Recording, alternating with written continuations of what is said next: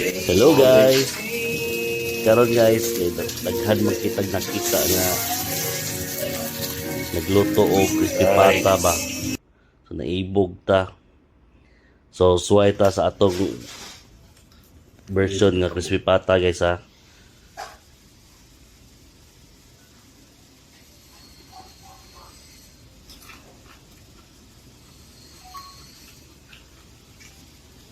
So nagpalit tag duha ka pata guys. So dapat limpyo gina. So muna itong mga ingredients.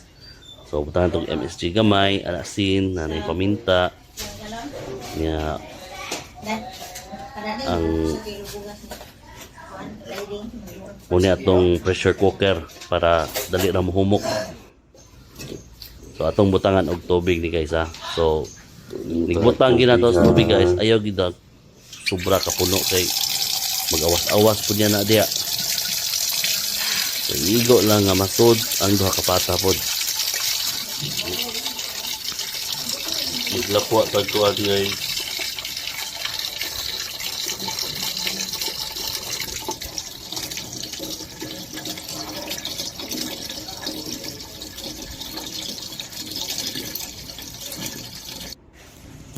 So, yung anak lang, kumaki na na. Ng tubig guys, para hindi mo awas guys. Awas-awas pa tao na. Yeah, murag bugnaw ba yung tubig. So, ito na siya ibutan sa stove. Ito, ningasod ang duha ka pata guys. Ano lang, diyan lang ka. Diyan lang ka.